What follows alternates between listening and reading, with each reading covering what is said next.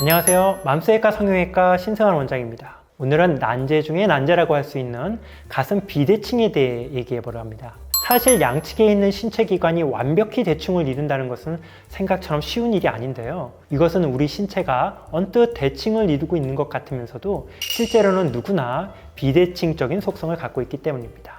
우리 몸에서 심장은 한쪽에만 있죠. 왼쪽에만 심장이 있기 때문에 양측의 흉곽 모양은 완전한 대칭을 이룰 수 없습니다. 왼쪽 갈비뼈는 심장을 담고 있어서 불룩하게 튀어나올 수밖에 없고요. 오른쪽은 상대적으로 좀 더 평평한 모양을 이루고 있죠. 이렇게 바닥 자체가 양측이 다르기 때문에 가슴의 모양도 보통 왼쪽은 좀 더 뽕긋하고 오른쪽은 상대적으로 좀 더 넙대대한 이러한 모양 차이를 나타낼 수밖에 없습니다. 여기에 양측 어깨 높이의 차이, 다리 길이의 차이, 척추 측만증 등 수많은 요인이 가슴의 대칭에 영향을 미치기 때문에 사실 그 누구도 완벽한 대칭을 이루는 가슴을 가질 수는 없는 거죠. 하지만 수술을 통해 최대한의 만족을 얻고 싶은 여러분들 입장에서는 양측이 똑같아지기를 원할 수밖에 없는데요. 때문에 이 비대칭 문제는 가슴 수술을 업으로 하고 있는 의사 입장에서는 가장 신경 쓰이는 문제일 수밖에 없습니다. 그래서 오늘은 이 가슴 비대칭에 대해 한번 자세히 분석해보고 각 세부 사항에 따른 해결 방법을 이야기해 보도록 하겠습니다. 가슴의 비대칭은 크게 세 가지 요소로 나누어 생각할 수 있는데요.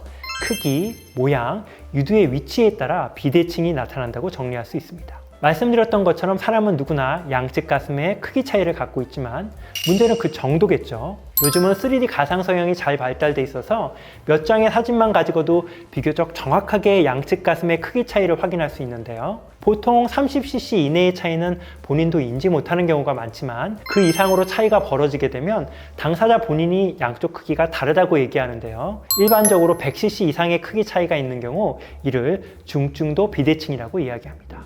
이런 크기 차이를 보이는 경우 양측 가슴이 모두 크다면 축소 수술을 하면서 각각의 절제량을 달리할 것이고요. 양측이 모두 작다면 확대 수술을 하면서 사이즈가 다른 보형물을 넣게 될 것입니다.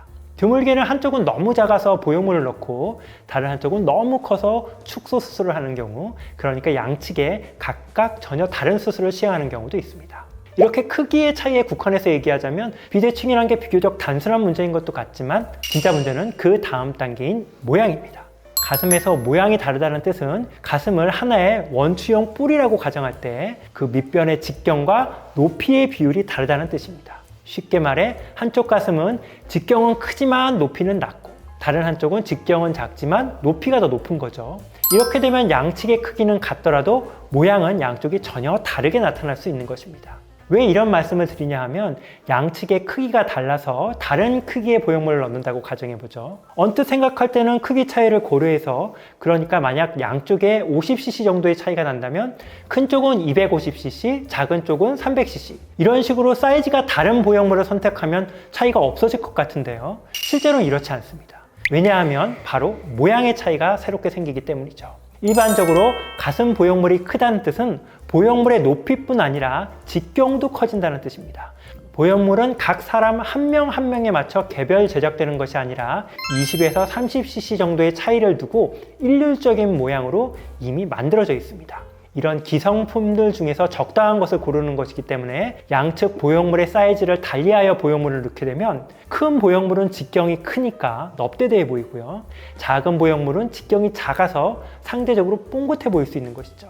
따라서 양측의 비대칭을 교정할 때에는 너무 크기 차이에 집착해서 양측의 수치를 정확히 맞추려고 하기보다는 적당한 지점에서 타협점을 찾아 비슷하게 보이는 정도를 목표로 하는 것이 또 다른 차이, 즉 모양의 차이를 만들지 않는 적절한 선택이라고 하겠습니다. 마지막 가슴 비대칭의 요소는 유두의 위치입니다. 특히 가슴 확대 수술은 유두의 위치를 직접적으로 바꾸는 수술이 아닌데요. 가슴이 작았을 때는 별로 잘 인식되지 못했던 양측 유두의 높이 차이가 확대 수술로, 그러니까 보형물을 넣어 피부를 팽창시킨 후에는 더 두드러져 보일 수도 있습니다.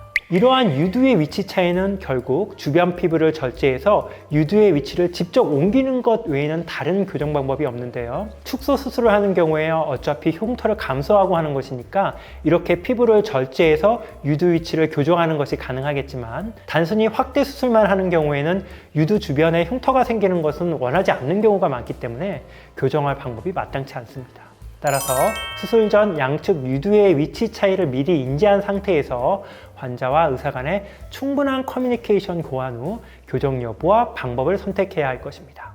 오늘은 가슴 수술의 영원한 난제인 비대칭에 대해서 다뤄봤는데요. 사실 말씀드렸던 것처럼 인체의 특성상 양측 가슴이 완벽한 대칭을 이루기는 어렵습니다. 또한 비대칭이라는 것은 상당히 주관적인 인식을 기반으로 하기 때문에 사람에 따라 그 차이를 받아들일 수 있는 정도도 천차만별이죠.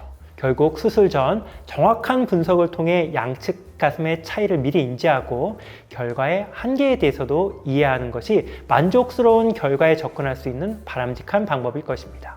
지금까지 성형외과 전문의 신승환 원장이었습니다.